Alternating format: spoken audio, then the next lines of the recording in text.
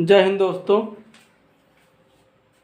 आज हमारे YouTube channel RKM education point में आप सभी का स्वागत है। RKM एजुकेशन पॉइंट, ठीक है, इसमें स्वागत है आपका। ये हमारे चैनल का नाम है। आज मैं बहुत ही इम्पोर्टेंट टॉपिक लेकर आया हूँ आप सबके लिए।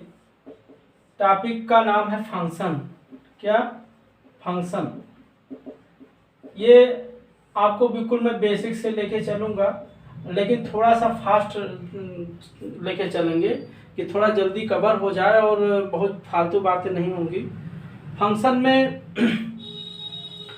थोड़ा सा बेसिक कॉन्सेप्ट जानना ज़रूरी होता है, और ये अगर आप जान गए तो इससे संबंधित सवाल ही मैं कराऊंगा। बहुत ही ट्रिकी, बहुत आसान मेथड बताऊंगा, जिससे आप देखकर क्वेश्चन को जान जाएंगे।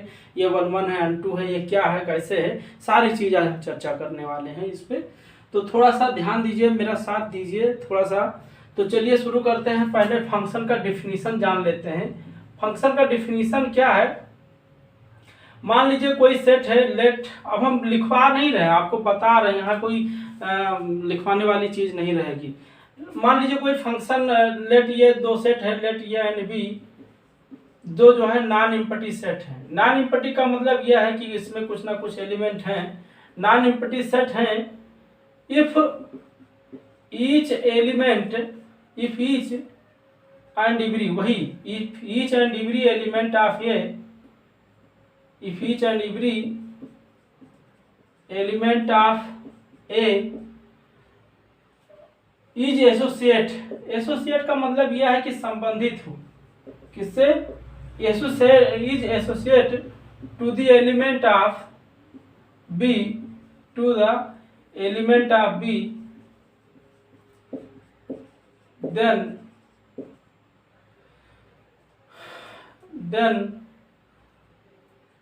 f such that a tend to b is called function from a to b। कहाँ? From A to B. इसको थोड़ा सा डिफिनीशन पे ना जाइएगा, डिफिनीशन तो हम लिख दिए हैं, बट अभी मैं समझाऊंगा, समझ में आ जाएगा। इसका कहने का मतलब यह है कि कोई दो सेट हैं, ये और बी, ये और बी, कोई दो सेट हैं। ये का प्रत्येक एलिमेंट, जैसे मान लीजिए 1 2 3 इसके एलिमेंट है, कह रहा है if each and every element of A का प्रत्येक एलिमेंट, हर एलिमेंट बी के किसी न किसी एलिमेंट से अगर एसोसिएट है, बंधा हुआ है, मैपिंग है उसका। एसोसिएट का मतलब मैपिंग, समझ पा रहे हो? मैपिंग, इसको मैपिंग भी कहते हैं। ये फंक्शन को एक नाम मैपिंग भी है। तो हम कहेंगे कि मेरा फंक्शन ए से बी में है। जैसे मान लीजिए इसका एलिमेंट 1 है, 4 है, चलो 9 है, 16 है, कुछ ऐसे मान लेते हैं। अगर 1 किसी से एसोसिएट हो, किसी ना किसी से एसोसिएट हो, अगर चलो हम 1 का ये मान लेते हैं, 1 का 1 से ही मान लेते हैं। थोड़ा सा कुछ फंक्शन रूल होना चाहिए। चलो ठीक है, 1 का 4, ये कहीं से भी मिल सकता है, 3 16 से मिल सकता है, कहीं से भी मिल सकता है। अब यहाँ पे कहने का मतलब ये है, कोई भी फंक्शन कब होगा? जब ए का प्रत्येक एलिमेंट बी के किसी न किसी एलिमेंट से बंधा हुआ है, यानी इसके हर एलिमेंट का इमेज अगर बी सेट में मिल रहा है, तो हम कहेंगे मेरा फंक्शन ए से बी में है। समझ पा रहे हो? ए से बी में है। तो यहाँ पे ये इमेज होता है। ये क्या होता है? ये कहते हैं इमेज ऑफ 1। इमेज ऑफ 1 क्या है? 1 है। बट अगर इधर से देखें कि प्री इमेज ऑफ 1 हो जाएगा, ये प्री इमेज चलेगा। प्री इमेज ऑफ 4 क्या होगा? 2। प्री इमेज ऑफ 9 क्या होगा? 3। बट यहाँ कहेंगे इमेज ऑफ 3 क्या है? 9। तो ये सब देख लीजिए, ध्यान से देखिए। इसके सारे एलिमेंट का प्री इमेज यहाँ है और इस सारे एलिमेंट का इमेज यहाँ है।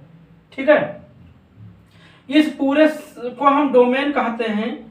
ठीक, और इस पूरे सेट को अगर देखा जाए तो कोडोमेन होता है।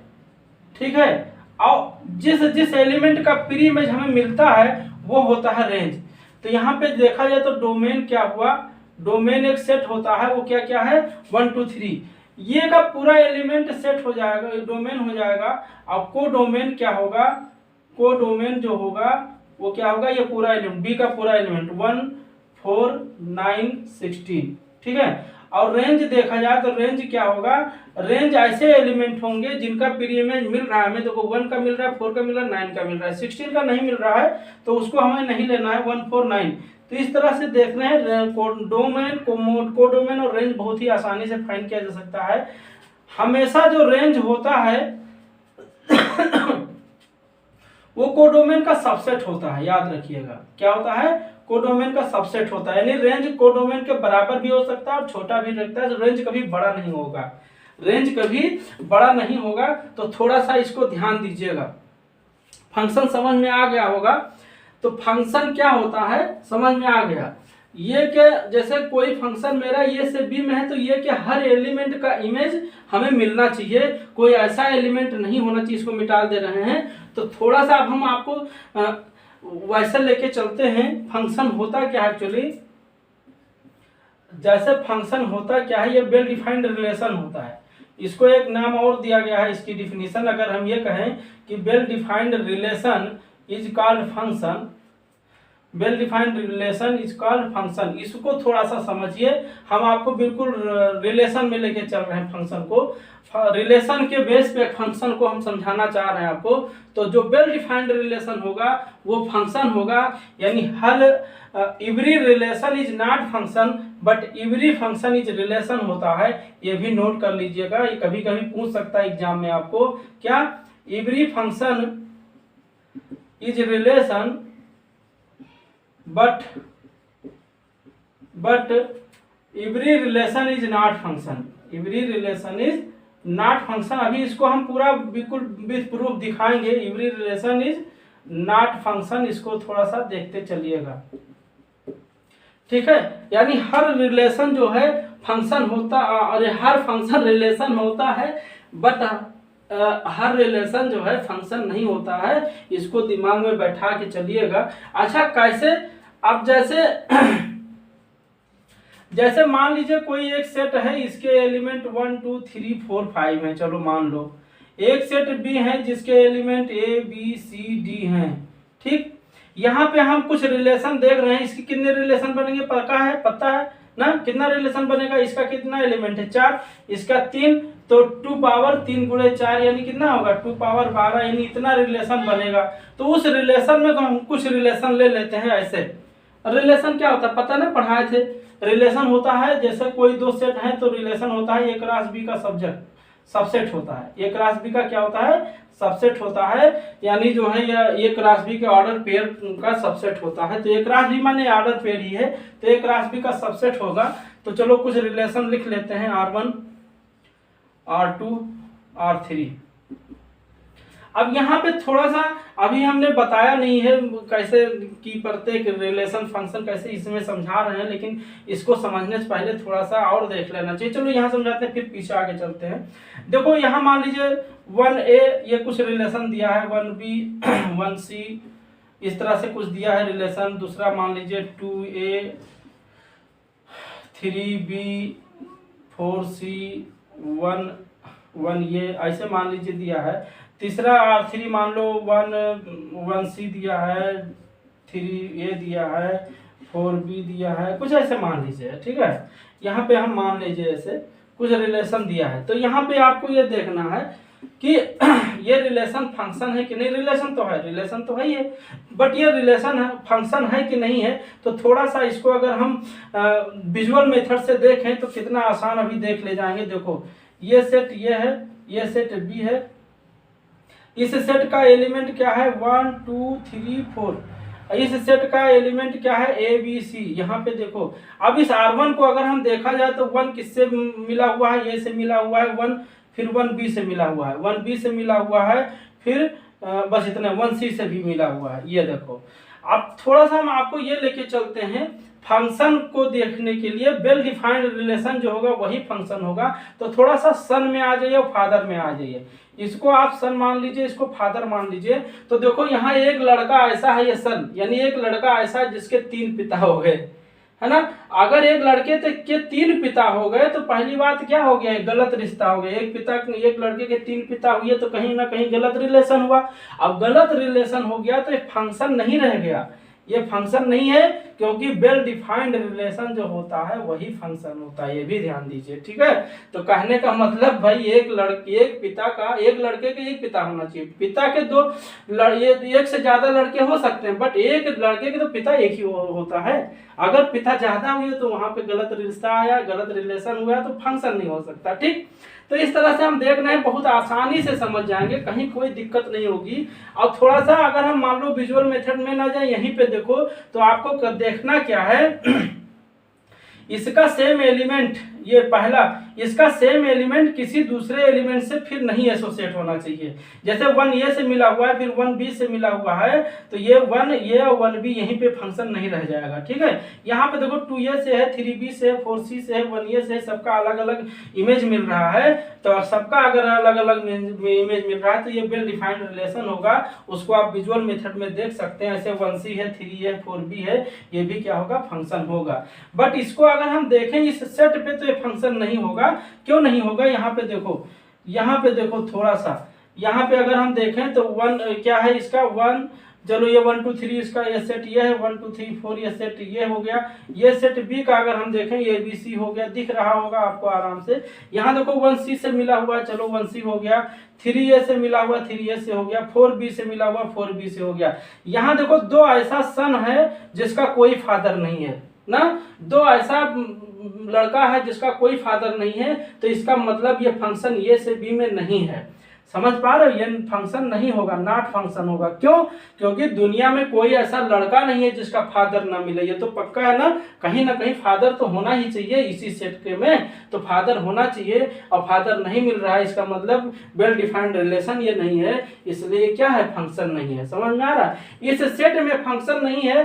बट थोड़ा सा इसको अगर हम 2 को गायब कर दें, यहीं पे 2 को गायब कर दें तो ये रिलेशन क्या हो जाएगा, मेरा फंक्शन हो जाएगा, है ना। ये रिलेशन क्या हो जाएगा, फंक्शन हो जाएगा। तो बहुत ही आसान होता है फंक्शन को समझना, उसके जो है। चलो अब आगे शुरू करते हैं। तो इस तरह से हम देखते हैं, बहुत आसान होता है। अगर आप ध्यान से पढ़ेंगे, ध्यान से समझेंगे, तो फंक्शन को अगर रिलेशन के हिसाब से देखें तो जो वेल डिफाइंड रिलेशन होगा वही फंक्शन होगा। अब वेल डिफाइंड को आपने देख लिया, ठीक है। अब देखिए हम क्लासिफिकेशन ऑफ फंक्शन करते हैं थोड़ा सा, इसके मतलब काइंड्स में लेके चलते हैं, क्लासिफिकेशन ऑफ फंक्शन। हालांकि काइंड्स इसके बहुत हैं, अभी मैं बता रहा हूं, लेकिन इसके पहले मैं इसके फंक्शन को बता देता हूं। पहला होता है 1 1, मान लीजिए क्या 1 1 की बात करें, 1 1, ठीक है। 1 1 को हम इंजेक्टिव भी कहते हैं, दूसरा नाम इसका इंजेक्टिव है, ध्यान दीजिएगा, इसका दूसरा नाम इंजेक्टिव है। 1 1 का मतलब ये है कि जैसे ये मेरा सेट ये है, ये मेरा सेट बी है, ये देखो ये सेट ये है, ये सेट बी है, मेरा फंक्शन ये से बी में है। इसके एलिमेंट मान लीजिए 1 2 3 4 हैं, इसके एलिमेंट ये बी सी डी ई मान लीजिए। तो इसमें 1 1 का मतलब ये हो गया कि इसको अगर हम थोड़ा सन फादर से आपको आसान मेथड से समझाना चाह रहे हैं, बाकी कोई दिक्कत नहीं है। इसका मतलब ये हो गया कि इसमें हर एलिमेंट का एक इमेज मिलना चाहिए। जैसे 1 का ये हो गया, हर एलिमेंट एक से एसोसिएट होना चाहिए। देखो ये चाहे जहां से, तो ये क्या हो गया, 1 1 हो गया। समझ में आ रहा है, 1 1 का मतलब क्या हुआ, एक फादर का एक सन, एक फादर के अगर एक सन है तो क्या होगा, 1 1 होगा। वैसे जानो इंजेक्टिव जो सुई लगती है वो एक सुई एक ही लोगों को लगती है ना, 2 सुई नहीं लगती, फिर नया सुई आता है, तो वो इंजेक्टिव इसीलिए इसको कहा गया है। थोड़ा सा ध्यान दीजिए, नाम से मैं बहुत इंटरेस्टिंग जो है आपको क्लास दूंगा, मज़ा बहुत आएगा। थोड़ा सा बस ये है कि इसको व्यवहारिक बिहेवियर के हिसाब से, मतलब बिल्कुल खुलेपन में देखना है। तो समझ में आ रहा है, 1 1 का मतलब क्या हुआ, एक फादर का अगर एक सन हो तो उसके क्या होंगे, वो फंक्शन क्या होगा, 1 1 होगा। या ऐसे हम कहें कि या ऐसे कहें सेट बी के प्रत्येक एलिमेंट का जो प्री इमेज हो वो यूनिक हो, अलग अलग हो। जैसे ए का इमेज 1 है, बी का इमेज 2 है, इमेज नहीं प्री इमेज, ए का प्री इमेज 1 है, बी का प्री इमेज 2 है, सी का प्री इमेज 3 है, ई का प्री इमेज 4 है। तो ये क्या हुआ, 1 1 हुआ। समझ में आ रहा है, बिल्कुल समझ में आ रहा होगा। 1 1 ये तो विजुअल मेथड हो गया। कई मेथड है चेक करने का, मैं अभी आगे बिल्कुल आपको बहुत सीरियल से लेके चलूंगा। इसको हम विजुअल मेथड से कैसे जानेंगे 1 1 है, या अलजेब्रिक मेथड से कैसे जानेंगे, या बिल्कुल ऐसे देख के फंक्शन को, कोई फंक्शन दिया देख के आप बता ले जाएंगे कि 1 1 है कि नहीं है। बहुत अच्छे तरीके से मैं बताऊंगा, कम से कम 3-4 तरीका बताऊंगा, बट इसको पहले समझ लेते हैं, ठीक है। अच्छा, इसमें यह है, मान लीजिए थोड़ा सा हम इसको देखना चाह रहे हैं, अगर कोई हम दो एलिमेंट लें, x1 x2 एलिमेंट से, ये डोमेन का लेते हैं, इस तरह लेते हैं सच दैट यदि f ऑफ x1 बराबर f ऑफ x2 हो और इसको सॉल्व करने पे मुझे x1 बराबर x2 मिल जाए तो मेरा फंक्शन क्या होता है, ये 1 1 का कंडीशन होता है। इसको भी याद रखिएगा, आगे अभी मैं फंक्शन जब बताऊंगा एग्जांपल से तो और आसान समझ में आएगा।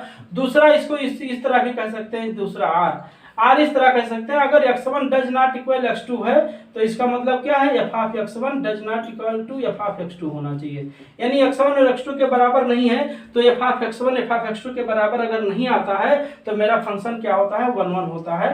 तो चाहे इसको लीजिए चाहे इसको लीजिए। अभी मैं ग्राफिकल मेथड बताऊंगा, अभी एक और मेथड, एक जो डिफरेंशियल मेथड में बता दूंगा, बहुत आसान है, उसको आप समझ जाएंगे।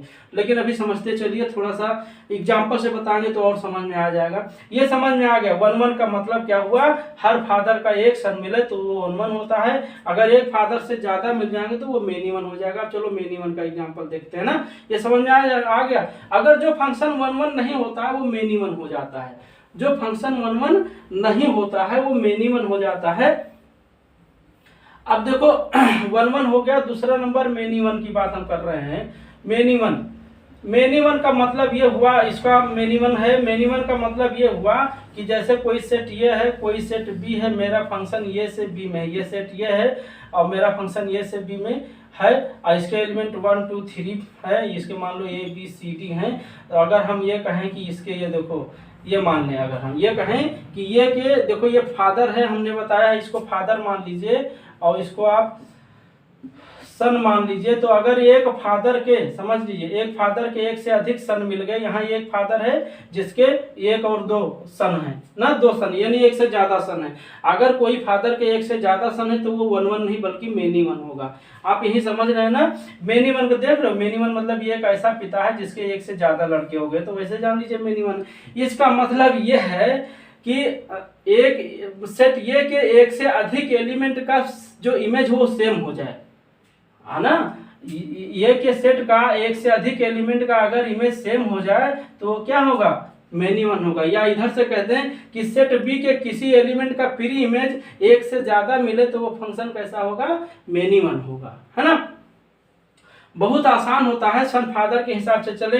अब हम उसमें बता दिए थे कि जो कंडीशन 1 1 बताए थे, अगर उसमें से कोई सेटिस्फाइड नहीं करेगा तो वो फंक्शन मेनी 1 हो जाएगा। अभी हम एग्जांपल लेके आपको सब लेके चलूंगा, अब कैसे चेक करना बताऊंगा, बहुत ही आसान है। अब देखिए 1 1 हो गया, मेनी 1 हो गया। तीसरा हम आपको ऑन टू बता रहे हैं। ऑन टू फंक्शन क्या होता है, ऑन टू फंक्शन को हम सर्जेक्टिव भी कहते हैं, याद रखिएगा, क्या कहते हैं, सर्जेक्टिव भी कहते हैं। सर्जेक्टिव नाम है ऑन टू को, हम एक नाम सर्जेक्टिव भी कहते हैं।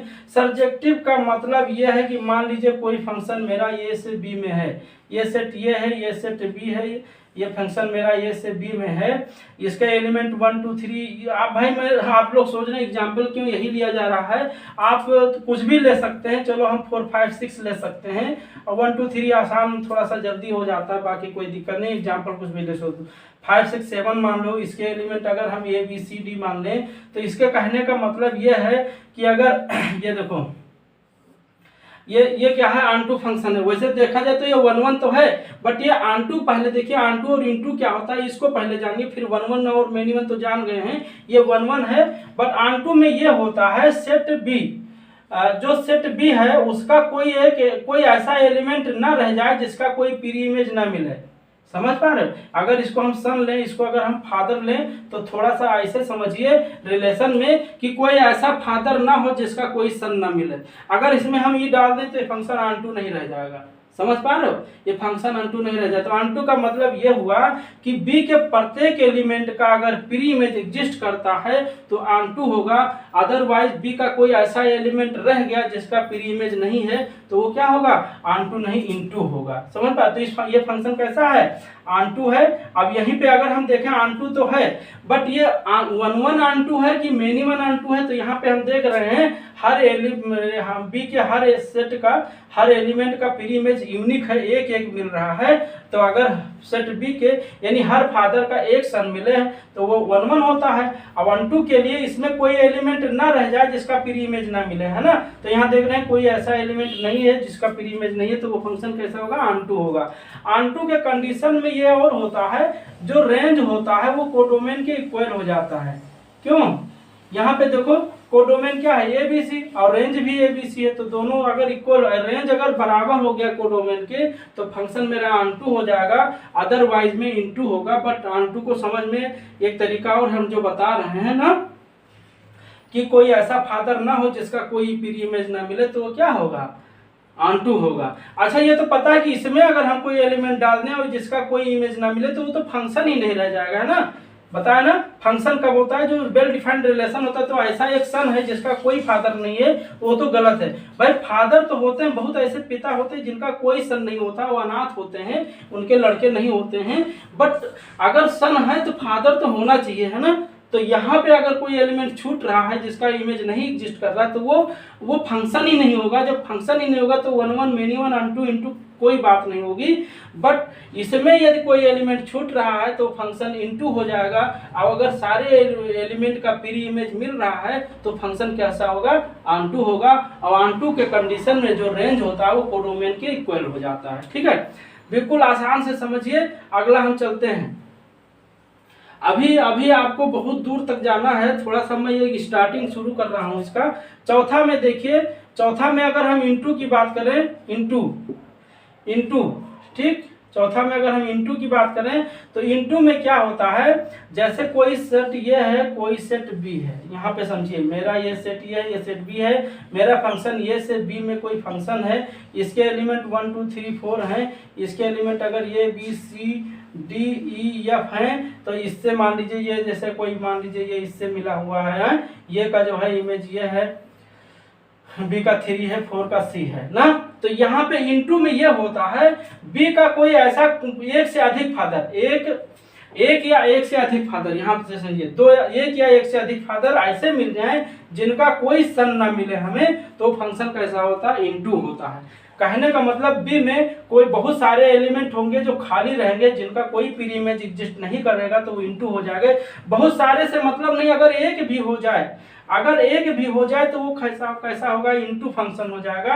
अगर एक से ज्यादा है तो कोई बात ही नहीं, बट एक कम से कम एक ऐसा एलिमेंट बी में मिलना चाहिए जिसका कोई प्री इमेज ना मिले, तो फंक्शन कैसा होगा, इनटू होगा। समझ में आ रहा है। इसका मतलब कोई ऐसा फादर हो, यहाँ पे अगर हम सन और फादर की बात करें तो ये फादर है, ये सन है, तो इसका मतलब एक से कोई एक फादर, एक या एक से अधिक फादर ऐसा हो जिसका कोई सन ना मिले, जिनके कोई लड़के ना हो, तो फंक्शन कैसा होगा, इनटू होगा। समझ में आ गया होगा, कोई दिक्कत नहीं है ना, है ना। बहुत सारे पिता ऐसे होते हैं जिनका भाई कोई लड़का नहीं होता है, सही बात है, अनाथ होते हैं, लड़के नहीं होते हैं, तो फंक्शन कैसे जाएंगे उसमें, वो इनटू में जाएगा। यानी बी के कुछ ऐसे एलिमेंट हो जिनका कोई प्री इमेज एग्जिस्ट नहीं करे, तो कैसा होगा, इनटू होगा, अदरवाइज वो ऑनटू होगा। अब थोड़ा सा इसको मॉडिफाइड जान लेते हैं, है ना, इसको मॉडिफाइड थोड़ा कर देते हैं हम आपको। ये तो हम अलग अलग बता रहे थे, आप देखिए इसमें। तो कहने का मतलब जो ऑनटू होता है, देखो जो ऑनटू फंक्शन होता है वो भी दो टाइप का होता है। कैसा, 1 1 ऑनटू और मेनी 1 ऑनटू, ठीक, 1 1 ऑनटू और मेनी 1 ऑनटू। और जो इनटू फंक्शन होता है वो भी दो टाइप का होता है, 1 1 इंटू और मेनी 1 इंटू, है ना, मेनी 1। समझ पा रहे हो, जो इनटू होता है वो भी दो टाइप का हो सकता है, 1 1 इंटू हो सकता है या मेनी 1 इंटू हो सकता है। ऐसे ऑनटू भी 1 1 ऑनटू हो सकता है, मेनी 1 ऑनटू हो सकता है। अब कैसे, चलिए हम चार, ये देखिए क्या है, 1 2 3 4। अब हम चारों के एग्जाम्पल आपको थोड़ा सा देना चाह रहे हैं, अभी आपको समझ में आ जाएगा। चलो यहीं पे मान लेते हैं, ये पहला एग्जाम्पल है। सेट ये से बी में मेरा कोई फंक्शन है, इसके एलिमेंट 1 2 3 हैं और इसके एलिमेंट ये बी सी डी हैं। तो यहाँ पे अगर हम देखें, इसको ऐसे मिला दें, हैं, इसको ऐसे मिला दें, तो ये हम अगर इसकी बात करें, थोड़ा सा चलो अभी बता देते हैं, अभी हम बना के तब बताते हैं आपको, ठीक है। चारों बना ले तब बताएं। 1 2 3 अगर हम ये ABC मान लें तो इसको ऐसे माने, ऐसे और ऐसे मान लें, है। तो ये जो है आपका मान लीजिए फर्स्ट हो गया, ये सेकंड हो गया। ये इसके फर्स्ट से नहीं बन रहा है, ये ध्यान दीजिए, ये हम अपने तरफ बना रहे हैं। अभी उसको बताएंगे कौन 1 1 है, कौन मेनी 1 है, कौन क्या है, ठीक। इसमें देखो ये मेरा फंक्शन ये से B में है, ये फंक्शन मेरा ये सेट ये है, ये सेट B है, फंक्शन ये से B में है। ऐसे ये सेट ये है, ये सेट B है, फंक्शन ये से 1 2 3 4 ये BCD। अगर हम इसको ये करें, ये करें, ये कर लें या कहीं मतलब जा सकता है, ये हम नहीं कह रहे हैं कि यही सीधा सीधे मिला दीजिए, कहीं मिला सकता है। 1 2 3 हो गया, 3 के बाद चौथा नंबर हम यहाँ ले लेते हैं। अब थोड़ा सा आपको समझाने के चक्कर में समय लग रहा है, बाकी थोड़ा सा भाई धैर्य रखिए आप लोग। ये 1 2 3 4 ये B, अरे चल भैया, ABCD। अगर हम ये कर लें, ये अगर हम ये आपको इसको मिटा देते हैं, थोड़ा सा ध्यान दीजिए, ये मान लीजिए और ये मान लीजिए, बस ये चौथा नंबर है। अब थोड़ा सा आ जाते हैं, ये हमारा मतलब चल भी नहीं रहा है, चलो इसको बदल लेते हैं। इसमें आते हैं, इसमें देखते हैं कि हर एलिमेंट का इमेज एक एक मिल रहा है, प्री इमेज बिल्कुल एक एक एलिमेंट का यूनिक इमेज मिल रहा है। तो ये पहली बात कैसा है, इसमें देखो एक एलिमेंट छूट गया, यानी एक ऐसा फादर है जिसका कोई सन नहीं है। तो हम बताते हैं अगर कोई फादर मिल जाए जिसका सन ना मिले तो वो कैसा होगा, इनटू होगा। वो कैसा होगा, इनटू होगा। यानी बी में कोई ऐसा एलिमेंट मिले जिसका प्री इमेज ना मिले तो वो इनटू होगा। अब इसको देखना है ये 1 1 है कि मेनी 1 है। तो यहाँ देखना है हर फादर का एक सन है, हर फादर का एक सन है। तो अगर एक सन होगा तो कैसा होगा, 1 1 होगा। तो ये कैसा है, 1 1 इंटू। ये कैसा भैया, 1 1 इंटू है। बिल्कुल समझ में आ रहा होगा ना। इंटू क्यों है, क्योंकि इसमें कुछ ऐसे एलिमेंट हैं जिनका कोई सन नहीं मिल रहा है, कुछ ऐसे फादर हैं जो अनाथ हैं जिनका कोई लड़का नहीं है, तो वो फंक्शन इनटू में जाएगा।